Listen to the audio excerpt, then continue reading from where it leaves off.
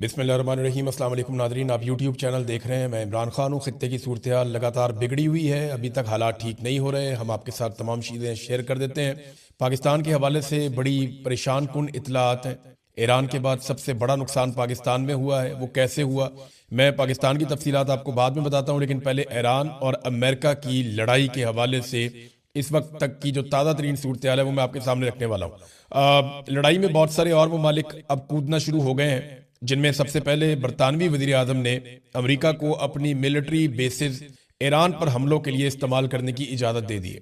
इससे पहले बरतानिया ने मना किया था, लेकिन क्योंकि अमेरिका के जो भी हथियार ईरान की रेंज में है, तो ईरान लगातार उनके ऊपर अटैक कर रहा है और शायद इस सूरत हाल का अंदाज़ा नहीं था अमेरिका को, तो अब बरतानवी बेसिस को इस्तेमाल करना चाहता है अमेरिका।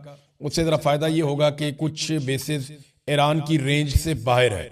एक ये भी इतला आई है कि साइप्रस जो है वो तुर्की के पास है और यूनान के पास है आधा, और बीच में कुछ एरिया जो है वो बरतानिया के पास भी है, और वहाँ पे बरतानिया की मिलिट्री बेस है, उसके ऊपर भी ईरान ने मिसाइल दागा है, वहाँ पे भी हमला किया है।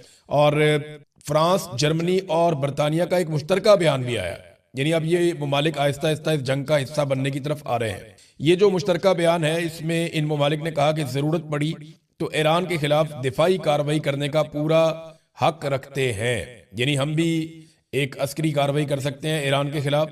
तो फ्रांस और जर्मनी भी बरतानिया के साथ खड़े हो गए, तो अमेरिका को आहिस्ता आहिस्ता इत्तहादी मिल रहे हैं। अब मिडिल ईस्ट के अंदर जिन ममालिक पे ईरान ने जवाबी कार्रवाई की अमरीकी अड्डों पर, उन ममालिक ने भी इंदिया दिया है कि वो ईरान के ऊपर हमला कर सकते हैं और जवाबी कार्रवाई कर सकते हैं। तो ये मजीद ममालिक इसके अंदर कूदते जा रहे हैं। चाइना और रशिया वो भी सख्त बयान दे रहे हैं, और उनकी जानिब से बड़ी क्लैरिटी के साथ ना सिर्फ अमेरिका की बल्कि इसराइल की मजम्मत की गई है, और ईरान के ऊपर हमलों को गैर कानूनी और बिला जवाज करार दिया गया है। बल्कि उन्होंने शदीद इन चीज़ों की मजम्मत की है और सुप्रीम लीडर आयतुल्ला खामनाई की शहादत के ऊपर जोरदार तरीके से आवाज़ उठाई है। ख़ास तौर पर रशिया ने, लबनान से हिजबुल्लाह ने इसराइल के ऊपर मिसाइल दाग दिए हैं। देखें, हिजबुल्लाह जो है इसको ईरान ने हमेशा सपोर्ट किया है, और लबनान में हिजबुल्लाह की जड़ें हैं, और इसराइल को इस बात का पता था। इसराइल काफ़ी अरसे से लबनान के ऊपर बार बार अटैक करता है, लेकिन इस वक्त क्योंकि इसराइल खुद बहुत बुरी तरह हमलों की जद में है, तो लबनान की जानिब से हिजबुल्लाह ने इसराइल के ऊपर मिसाइल दागे हैं। अब तक की इतला के मुताबिक 6 मिसाइल आकर लगे हैं।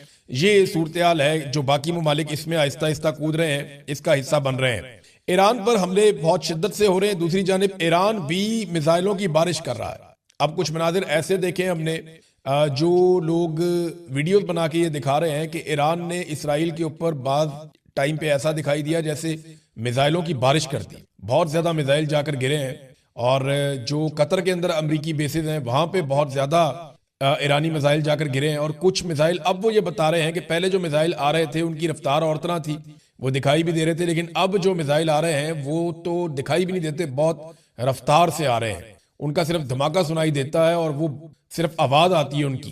तो अब ईरान जो है वो हाइपरसोनिक या बहुत जदीद हथियार इस्तेमाल करना शुरू हो गया। ईरान के पास हथियार हैं कितने, इसके बारे में मैं आपको ये बताता हूँ, क्योंकि बहुत सारे लोग ये सवाल पूछ रहे हैं कि ईरान के पास कितने मिसाइल हैं और वो कितने दिनों तक इन मिसाइलों का इस्तेमाल कर सकता है। तो ये जखीरे के बारे में ना कोई भी मुस्तनद इंफॉर्मेशन नहीं है। अमेरिका और इसराइल के जो सोर्सेज हैं उनका अंदाजा है कि ईरान के पास 3 से 5 हजार मिसाइल हैं, और ये ऐसे मिसाइल हैं जो खौफनाक मिसाइल हैं। यानी अगर वो रोजाना भी 100-150 मिसाइल चलाए, 200 मिसाइल चलाए, तो तब भी वो 1 महीने तक ये लड़ाई लड़ सकता है। यानी 3000 से लेकर लगभग 5000 तक के मिसाइलों का एस्टीमेट है अमेरिका के पास और इसराइल के पास। जबकि ईरान का ये दावा है कि उनके पास बहुत बड़ी मिकदार में मिसाइल है। जो पुराने मिसाइल हैं ईरान के पास, जो वो हमेशा से इस्तेमाल करता चला है रवायती मिसाइल, वो तो उन्होंने बहुत सारे बनाए हुए हैं, लेकिन जो जदीद मिसाइल हैं उनकी गिनती थोड़ी है। लेकिन अमेरिका के और इसराइल के मुताबिक, और जो कुछ तखमीने आलमी सतह पे दिफाई इदारों ने और तंजीमों ने लगाए हुए हैं, या जो उन्होंने सोर्सेज से इंफॉर्मेशन इकट्ठी की है, उसमें वो अगर बहुत ज्यादा भी हैं तो वो 5000 कहे जाते हैं। कुछ सोर्सेज ये भी कहते हैं कि 8000 तक है। तो ईरान काफी देर तक ये लड़ाई कर सकता है। अगर वो इस लड़ाई को वक्फे के साथ करे तो वो काफी नुकसान भी पहुंचा सकता है। अच्छा, क्या ईरान में रजीम तब्दील किया जा सकता है? देखें, ये सारा मामला हो तो इसलिए रहा है कि ईरान को दबाव में लिया जाए और ईरान को उन शराइत पे लाया जाए जिन शराइत के ऊपर अमेरिका और इसराइल राजी हो जाए, और इसराइल के लिए खतरा हमेशा के लिए टल जाए या खत्म हो जाए, या अरब ममालिक भी अपने आप को ईरान से एक ऐसा मुल्क समझेंगे जिसको अब ईरान की तरफ से कोई खतरा नहीं है। हालांकि ईरान के मामलात अरबों के साथ कभी उतने बुरे उस तरह रहे नहीं, ज्यादा उनका फड्डा जो है वो इसराइल के साथ ही रहा है। बहरहाल क्या ईरान में रजीम तब्दील किया जा सकता है? तो अब तक जो सूरत दिखाई दे रही है उसमें डोनाल्ड ट्रंप बार बार अपील कर रहे हैं ईरान की आवाम से कि आप निकलें और निकल कर आप हुकूमत पे कंट्रोल करें। और डोनाल्ड ट्रंप बार बार अपील कर रहे हैं ईरानी फोर्सेस पे, धमकी भी लगाते हैं, अपील भी करते हैं कि जनाब आप हथियार फेंक दें और इस लड़ाई का हिस्सा ना बने और आप हुकूमत की बात ना सुने। इस किस्म के पैगाम जो हैं वो हैकर्स फैला भी रहे हैं और जो मुसाद है इसराइली एजेंसी वो बहुत ज़्यादा इसमें प्रोपेगेंडा करने में तेज़ है, वो वहाँ पे ईरान के अंदर भी प्रोपेगेंडा करवा रहे हैं। लेकिन इसके बावजूद जो बात साफ दिखाई देती है, ज़मीन पर उतरे बगैर ईरान में रजीम चेंज करना शायद मुमकिन नहीं होगा। आयतुल्लाह खामनई जो है वो उनकी उम्र देखें ना, अब 86 साल उनकी उम्र थी। इस उम्र के अंदर वो शहीद हो गए। जितना उनकी जिंदगी ने फायदा दिया ना ईरानियों को, उतना ही उनकी शहादत ने भी फायदा दे दी। यानी जो उन्हें इस बात का आइडिया था, अब कुछ लोग ये कह रहे हैं तज्जियाकार के आयतुल्लाह खामनई खुद शहीद होना चाहते थे और उनकी ये ख्वाहिश थी कि उनको शहीद कर दिया जाए, क्योंकि वो ये जानते थे कि अगर उन्हें शहीद कर दिया गया तो उसके बाद ईरान में रजीम चेंज करना जो है वो बहुत मुश्किल हो जाएगा, क्योंकि अवाम की एक बहुत बड़ी वेव खड़ी हो जाएगी और एक बड़ी हमदर्दी मिल जाएगी आयतुल्लाह खामनई और उनके हमायतियों को। तो उसके बाद रजीम चेंज करना शायद मुमकिन नहीं रहेगा। तो अब यही सूरत हाल ईरान में देख रहे हैं, बहुत बड़े बड़े मुजाहरे हो रहे हैं, बहुत बड़ी तादाद में लोग यकजहती के लिए निकल रहे हैं, अमेरिका के खिलाफ निकल रहे हैं, इसराइल के खिलाफ निकल रहे हैं। तो ये चीजें नॉर्मली जंग के दिनों में ऐसे होती नहीं, लेकिन यहाँ पे हम होती हुई देख रहे हैं। तो वो जो ख्वाहिश थी एक आयतुल्लाह खामनई की कि उनकी मौत भी ईरान के काम आए, तो वो ऐसा लगता है कि वो काम आई है।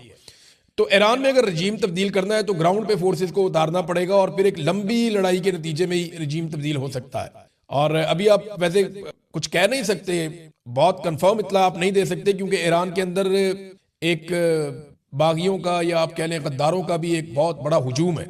बहुत सारे गद्दारों को पहले ही सजाए मौत दी गई है, बहुत सारे गद्दारों को ईरान में सजाएं दी गई हैं। और ये भी अभी जो जिन लोगों ने ये इन्फॉर्मेशन दी है, जो जासूसी करते रहे हैं, वो भी ईरान के अंदर ही मौजूद हैं सारे लोग। तो ये आप कह नहीं सकते कुछ कि कल क्या हो जाएगा, लेकिन रजीम तब्दील करने के लिए ऐसा लगता है कि जमीन पे आना पड़ेगा। और यही सूरत हाल जो है वो अफगानिस्तान की भी है। अगर अफगानिस्तान के अंदर पाकिस्तान चाहता है कि रजीम तब्दील कर दिया जाए तो ग्राउंड फोर्सेस के वहां पे जाकर कंट्रोल करने तक ये नहीं हो सकता। देखिए ना, अमेरिकन ने जब अफगानिस्तान में रजीम तब्दील किया था 9/11 के बाद, तो वो तब तक नहीं हुआ था जब तक कि अमेरिकन फोर्सेस ग्राउंड पे नहीं उतर गई थी और फिर उन्होंने अपनी कठपुतली हुकूमत बनाई थी। अगर पाकिस्तान ये चाहता है कि अफगानिस्तान के अंदर हुकूमत तब्दील हो जाए तो वो खाली हवा से बम मार के या मिसाइल मार के आप नहीं कर सकते। ये तालिबान जाएंगे, जाके पहाड़ों में छुप जाएंगे, वहां से हुकूमत चलाएंगे, कोई और हुकूमत कंट्रोल कर ही नहीं पाएगा, ये उनको मारेंगे। तो आपको ग्राउंड के ऊपर मुस्तकिल अपनी फौज बैठानी पड़ेगी अगर रजीम तब्दील करना है। और यही सूरत हाल ईरान की है। अभी जो एक बड़ा अटैक हुआ है वो चाबहार की जो बंदरगाह है ईरान की, जिसपे चाइना ने बहुत इन्वेस्टमेंट की हुई है, वहां पे इसराइली और अमरीकी तैयारे बमबारी कर रहे हैं। और ये चाबहार की जो बंदरगाह है लगभग 70-80 मील दूर है पाकिस्तान गवादर से, ज्यादा दूर नहीं है। उस तरफ जो है वो चाबहार की बंदरगाह है, इस तरफ जो है वो बंदरगाह है गवादर की। तो ये पाकिस्तान से ज्यादा दूर नहीं है। वहां पे चाबहार के एरिया में बमबारी हो रही है और उसे निशाना बनाया गया है। यहाँ पे चाइना ने इन्वेस्टमेंट भी की हुई है, ये बात हमें ध्यान में रखनी है। नाजरीन, पीर वाले दिन यानी आज जब आप ये वीलॉग देख रहे हैं तो अभी सुबह का वक्त है। जब पाकिस्तान में शाम हो जाएगी तो अमेरिका में सुबह हो जाएगी और जो पीर का दिन होगा वहां पे स्टॉक मार्केट खुलेगी। तो तब पता चलेगा कि दुनिया का इसके ऊपर रद्द-ए-अमल क्या है और मालियाती तौर पे किसको कितना नुकसान होता है। देखें, ये जो स्टॉक मार्केट है ना, ये अमेरिका की स्टॉक मार्केट पूरी दुनिया के अंदर सबसे तगड़ी मार्केट और वो बहुत सारी चीजों का फैसला करती है। तो ये ख्वाहिश थी अमेरिका की, इसराइल की, कि मंडे से पहले पहले सारा मामला निपटा लिया जाए। लेकिन ये मामला लिंगर ऑन हो रहा है और ईरान जो है वो लगातार बमबारी कर रहा है। उसके ड्रोन जाकर यूएई में, बहरीन में, कतर में और मुख्तलिफ ममालिक के अंदर, उर्दन में, इराक के अंदर उन्होंने बहुत बड़ा हमला किया अमेरिका के असला डिपो के ऊपर। फिर कुछ जगह पे जहां अमेरिका के बहरी बेड़े हैं वहां पे उन्होंने अटैक किया, नुकसान पहुंचाया, आग लगी है। तो ईरान लगातार हमले कर रहा है। देखना यह है कि पीर वाले दिन अमेरिकी मार्केट से किस किस्म का रद्द-ए-अमल आता है और दुनिया में पेट्रोल की प्राइसेस कहां जाती है। अगर तो पेट्रोलियम प्राइसेस बढ़ जाती है दुनिया में तो एक बहुत बड़ा प्रेशर जनरेट हो जाएगा। अमेरिका इस लड़ाई को जल्दी निपटाना चाहता है। डोनाल्ड ट्रंप की ख्वाहिश है जितनी जल्दी हो जाए ये मामला निमट जाए और रजीम चेंज ऑपरेशन अगर वो मुकम्मल कर सके या जो भी अहदाफ उन्होंने और हासिल करने हैं वो कर ले। लेकिन ईरान इसको लंबा खींचता हुआ दिखाई दे रहा है। ईरान के लिए चैलेंजेस बहुत ज्यादा हैं, लेकिन क्योंकि अब वो ऐसी सिचुएशन में आ गए हैं कि अगर हम डूब रहे हैं तो हम आपको भी लेकर डूबेंगे। लंबी जंग जो है वो खलीजी ममालिक को भी सूट नहीं करती। आप देखें ना, जो खलीजी ममालिक है उनका इन्हिसार 3-4 चीज़ों पे है। नंबर एक, उनका इन्हिसार उनके वसाइल पे है, जो उनके पास तेल है, पेट्रोलियम मसनूआत है, उनके ऊपर उनका बड़ा इन्हिसार है खलीजी ममालिक का, गैस पे और तेल पे, पेट्रोलियम पे। नंबर दो, उनका इन्हिसार है रियल स्टेट पे और सियाहत पे। ये 3 चीजें हैं जिन पे बहुत ज्यादा पैसा कमाते हैं ये ममालिक। यानी सियाहत से बहुत पैसा कमाते हैं। सऊदी अरब के अंदर एक रिलीजियस टूरिज्म है, वो बहुत बड़े पैमाने पे पैसा वो कमाते हैं। और दूसरा जो है वो तेल की, देखें अब आमदरफ्ती रुक जाएगी अगर समंदर के हालात ठीक नहीं होंगे और ईरान रास्ते बंद रखेगा और ये खतरा रहेगा कि तेल बरदार जो जहाज जा रहे हैं उनके ऊपर मिसाइल गिर जाएगा, तो वो तो पहले ही फ्यूल है, उसके ऊपर तो अगर ड्रोन भी गिर जाए तो वो सारा तबाह हो जाता है। तो ऐसी सूरत हाल में ये बहुत बड़ा सोर्स ऑफ इनकम बंद हो जाता है। फिर टूरिज्म जो है वो टूरिस्ट नहीं आते जहां पे बम गिर रहे होते हैं। और तीसरा उनका रियल स्टेट का बिजनेस है, यानी वो जो बहुत बड़े बड़े प्लाजे, बिल्डिंग और ये एक मुकाबला चल रहा है, ये बहुत बड़ा बिजनेस है यहाँ ये खलीजी ममालिक में। ये तीनों चीजों की मार्केट एकदम नीचे की तरफ। अब ये जो सूरत हाल बन गई है, खलीजी ममालिक नहीं चाहेंगे कि ये लड़ाई लिंगर ऑन करे। वो ये चाहते हैं कि जल्द अज जल्द इस लड़ाई का नतीजा हो और जो होना है वो हो जाए और लड़ाई बंद हो जाए ताकि चीजें नॉर्मलाइज हो। ईरान इस लड़ाई को कितना लंबा खींच सकता है? देखें, इस लड़ाई में पैसा बहुत ज्यादा खर्च हो रहा है। एक जो मिसाइल है, जो पैट्रियट एयर डिफेंस सिस्टम में अमेरिका इस्तेमाल करता है, उसकी कीमत लगभग $4.25 मिलियन है। और इसी तरह जो आयरन डूम है उसकी भी कीमत बहुत ज्यादा है। उनकी जो बैटरीज हैं, उनकी जो मिसाइल्स हैं, जो आने वाले मिसाइलों को डिफ्यूज करते हैं, ईरान जितने का मिसाइल मारता है उससे बहुत ज्यादा पैसों से वो उसको रोकते हैं, क्योंकि एक एक मिसाइल को मारने के लिए वो नीचे से बहुत सारे मिसाइल फायर करते हैं। तो ये लड़ाई सस्ती भी नहीं है, बहुत महंगी पड़ रही है इस वक्त लड़ाई अमेरिका को और इसराइल को। देखिए, इससे पहले अमेरिका ने जो लड़ाइयां लड़ी है माजी में, उसमें अमेरिका ने मारा है, रोका नहीं है, क्योंकि अमेरिका के ऊपर इस तरह अटैक नहीं हुआ उनकी बेसिस पे, उनकी चीजों पे।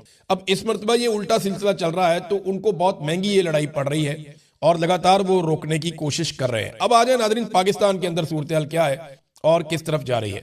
पाकिस्तान अब तक जो है वो सबको खुश रखने में कामयाब रहा है। मैं साफ साफ आपसे बात करूं, पाकिस्तान को ईरान ने भी कहा जी ठीक है, आपने मजम्मत की, आपका शुक्रिया। खलीजी ममालिक जो है, पाकिस्तान ने सबसे रब्ता किया, जी हम आपके साथ हैं। अमेरिका जो है उसको पाकिस्तान ने बिल्कुल उसकी मजम्मत नहीं की। इसराइल को भी पाकिस्तान से कोई बहुत बड़ा प्रॉब्लम नहीं हुआ। तो पाकिस्तान ने एक तरह से सबको ही राजी रखा है, लेकिन पाकिस्तान की आवाम को राजी नहीं रख सके। पाकिस्तान की आवाम को यह लगता है कि उनकी तर्जुमानी नहीं की पाकिस्तान की हुकूमत ने, और इसका जो है एक पॉलिटिकल खमियाजा तो भुगतना पड़ेगा। सियासी नुक्ता नजर से इस हुकूमत को बहुत मार पड़ेगी जब भी कभी ये इलेक्शन में जाएंगे, और ये सारी चीजें लोग भूलेंगे नहीं, लोग इन चीजों को याद रखेंगे। कुछ आम फैसले जो हुकूमत ने किए हैं, मैं साफ साफ आपको बता देता हूं। नंबर एक तो ये है कि ये बोर्ड ऑफ पीस को नहीं छोड़ेंगे, उसके अंदर शामिल रहेंगे। ये अनाउंस नहीं करेंगे इन फैसलों को, लेकिन सोर्सेज ये कह रहे हैं कि ये कभी भी बोर्ड ऑफ पीस को नहीं छोड़ेंगे, ये बोर्ड ऑफ पीस में शामिल रहेंगे और डोनाल्ड ट्रंप के साथ चलेंगे। और डोनाल्ड ट्रंप को जो अमन का नोबेल इनाम इन्होंने नामजद किया है डोनाल्ड ट्रंप को, वो नामजदगी भी वापस नहीं लेंगे, ये भी फैसला इन्होंने किया। और तीसरा, जो अमरीकी सफारत खानों की तरफ अगर कोई पाकिस्तानी बढ़ेंगे तो उनको ये निशाने इबरत बनाएंगे। ये अब फैसला कर लिया गया है कि अमरीकी सफारत खानों की तरफ किसी को नहीं जाने दिया जाएगा। ईरान के बाद दुनिया में सबसे ज्यादा जो नुकसान हुआ है जानी, वो पाकिस्तान में हुआ, यानी वो इराक में नहीं हुआ, बाकी मुल्कों में नहीं हुआ। हत्ता के इसराइली शहरी जंग लड़ रहे हैं वो इतने नहीं मारे गए जितने पाकिस्तानी शहीद हो गए। हुआ ये कि एतवार के दिन जब लोग मुजाहरों के लिए निकले तो बहुत अजीब चीजें अब रिपोर्ट हो रही हैं। मुजाहिरीन और ऐनी शाहिदीन बता रहे हैं, कुछ वीडियोज और तस्वीर भी आ चुकी है, चाहे वो कराची के मुजाहरे हों, चाहे वो गिलगित बल्तिस्तान के हों, स्कर्दू वाले हों, चाहे वो मुजाहरे इस्लामाबाद के हों, चाहे वो मुजाहरे लाहौर के हों। तमाम मुजाहिरीन ने बताया कि हम सारे पुरअमन थे, अचानक से कहीं से कुछ लोग आते हैं, नकाब पोश किस्म के लोग। बल्कि कराची में तो वो बुलेट प्रूफ जैकेट उसने पहनी हुई है अपनी शर्ट के नीचे, और उसके जूते देखकर लगता है जैसे कोई फोर्सेस का आदमी है, ट्रेंड आदमी है, यानी मेरा मतलब है। उसके हाथ में पिस्टल है, वो फायरिंग करता है ओट लेकर, नकाब उसने पहना हुआ है, उसके साथ और नकाब पोश भी है। और ये कार्रवाई करने के बाद वो लोगों को खींचता हुआ ले जाता है कौंसल खाने की तरफ, यानी लोगों को इंस्टिगेट किया गया। जो उलमाए इकराम है उन्होंने लोगों को कहा था पुरअमन रहना, आपने एहतजाज करना है, लेकिन ये जत्थे कहां से आए, ये लोग कहां से आए? देखिए 9 मई को यही तो हुआ था। पाकिस्तान तहरीक इंसाफ की लीडरशिप बार बार ये कहती रही हम तो जाना ही नहीं चाहते थे कोर कमांडर हाउस के अंदर। वो तो चंद नकाबपोश आए, वो लोगों को गाइड करते थे, आओ चले, आओ आगे बढ़ो, तुम गैरत खाओ, तुम इधर चलो। वो कार्रवाई डाल के निकल गए, बाद में लोग वहां पे, अब अवाम तो जज्बाती होती है, आप उसको जिस तरफ ले जाते हैं वो चल पड़ती है। यही काम गिलगित बल्तिस्तान में हुआ। लोगों ने बाकायदा बताया कि उन्होंने ऐसे लोग देखे जिन्हें वो नहीं जानते, और उन्होंने ये कार्रवाइयां डाली, उन्हें पकड़ने की कोशिश की गई, लेकिन दूसरे नकाबपोश लोग उनको छुड़ाकर ले गए। अब ये नामालूम अफराद कौन है जिन्होंने हालात खराब करने की कोशिश की, और वजह क्या थी? पाकिस्तान में डिफरेंट इतलात आ रही हैं। सबसे कम जो इतला आई है, 30 अफराद जाँ बहक हुए हैं इन वाकयात में, यानी 30 लोग शहीद हो गए जो एहतजाज करने के लिए निकले थे। आयतुल्लाह खामनी की शहादत के बाद जो लोग एहतजाज करने के लिए निकले उनमें 30 लोग कम से कम, और जो ज्यादा इतलात आ रही है 40 तक लोग बताए जा रहे हैं कि जो शहीद हो गए हैं पूरे पाकिस्तान में। इस्लामाबाद में भी इसी तरह वाकया हुआ, लाहौर में भी ऐसे ही हुआ, कराची में भी ऐसे ही हुआ, और गिलगित बल्तिस्तान में भी ऐसे ही हुआ, और पेशावर के अंदर जो है वहां पे भी आंसू गैस की शेलिंग और पुलिस को कंट्रोल करने के लिए सब कुछ करना पड़ा। अब ये लोग सहाफी जो है उनसे बात हुई, वो कहते हैं हम भी हैरान है। यानी हमेशा जब भी कोई ये कॉन्सुलेट की तरफ बढ़ता है तो पहले कंटेनर लगा देती है पुलिस, 3-4 बैरियर्स बना देती है, आगे खड़ी हो जाती है, आंसू गैस की शेलिंग वेलिंग करते हैं, लोगों को रोक लेते हैं, कभी कॉन्सुलेट तक जाने नहीं देते। लेकिन वो कहते हैं हम हैरान रह गए कि इस मरतबा हुआ क्या पुलिस को। सबको पता था कि लोग निकलेंगे और कॉन्सुलेट की जानिब बढ़ेंगे, लेकिन किसी किस्म का कोई इंतजाम नहीं किया गया। पहले चंद लोगों ने आकर, नामालूम अफराद ने लोगों को इश्तियाल दिलाया और उसके बाद गोलियां चला दी गई, और यही हर जगह पे हुआ है। अब ये जो 40 बंदा मारा गया है, क्या पैगाम किसको दिया जा रहा है? यानी कुछ लोग ये कह रहे हैं कि शायद पाकिस्तान बार बार अमेरिका को ये बताना चाहता है कि देखें हम अपनी आवाम को भी मारने के लिए तैयार हैं, आपके साथ खड़े होने के लिए, देखें हमारे ऊपर कितना दबाव है। और यही मामला हुआ था जब तहरीके लब्बैक के लोगों को गोली मारी गई थी मुरीदके में। मेरी तहरीके लब्बैक के लोगों से जब बात हुई थी ना, तो वो मेरे पर रिकॉर्डेड कॉल पड़ी हुई थी। वो ये कह रहे थे कि हमें ट्रैप कर लिया गया, हमें बकायदा बताया कुछ और गया, हमें निकाला कुछ और करके गया, और यहां पहुंचा के हमें ट्रैप कर लिया गया। अब ये हमारा कत्लेआम कर रहे हैं, हमें मार देंगे। हम बात करना चाहते हैं, हमारे साथ बात ही कोई नहीं कर रहा। हम आवाजें दे रहे हैं, हम कह रहे हैं हमारी बात सुनो, हमारी बात कोई नहीं सुन रहा है, हम पे गोलियां चला रहे हैं, और फिर ट्रैप करके उनको मारा गया बकौल उनके। वो भी एक बड़ा कत्लेआम था। जब से आसिम मुनीर साहब पाकिस्तान के आर्मी चीफ बने, 9 मई का एक कत्लेआम हुआ पाकिस्तान में, 26 नवंबर का एक कत्लेआम हुआ पाकिस्तान में, फिर उसके बाद मुरीदके में कत्लेआम हुआ पाकिस्तान में, और अब एक मरतबा फिर पाकिस्तान की 3-4 मुख्तलिफ मकामात के ऊपर कत्लेआम हुआ मुजाहिरीन का।